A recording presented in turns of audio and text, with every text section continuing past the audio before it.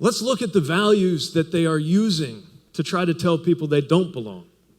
And think about what it means to actually take them seriously. Faith right now, religion, is being used to tell some people they don't belong. People are being treated differently according to their religion.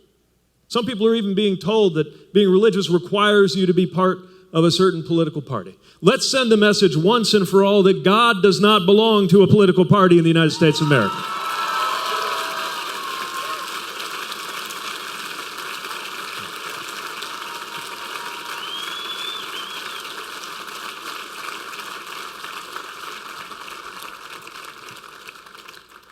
When I think about the values of multiple religious traditions, I'm thinking above all of the teaching that says that we are to treat one another the way we would want to be treated. I'm looking at the news right now thinking, whatever happened to I was hungry and you fed me?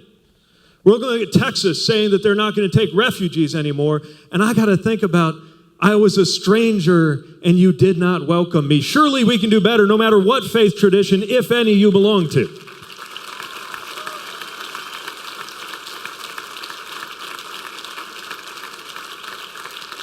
And we can offer those who are guided by religious values a choice, even while upholding the bedrock principle of the American Constitution, that this country belongs to people of every religion and of no religion equally.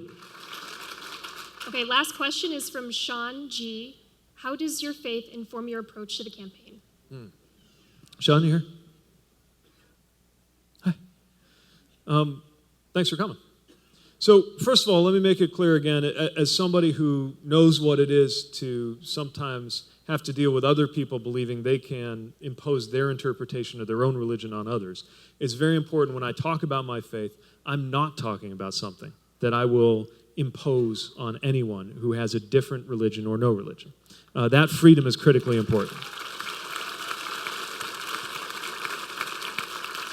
But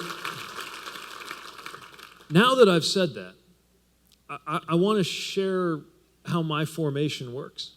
And part of it is a belief, according to my faith tradition, that salvation has to do with how you make yourself useful to others. In particular, those who are most on the margins and most oppressed, those who are cast out by society.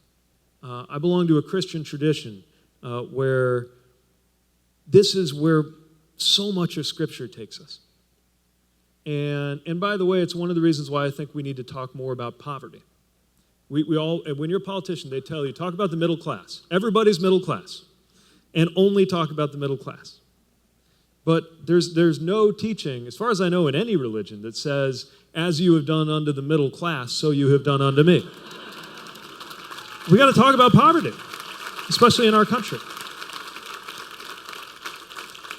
And I think it's even more true the more you reach positions that are exalted or getting a lot of attention or ceremony here on earth.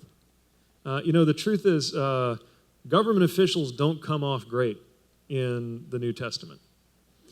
But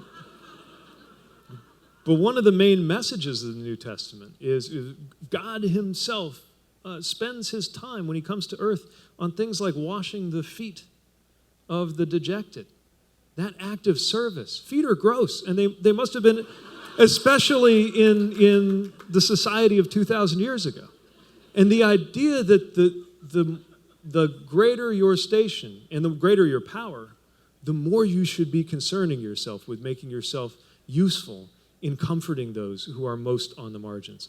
That animates me, and it does have implications for how I will prioritize my attention in ways that I hope people, regardless of moral or religious traditions, can support as the right thing to do.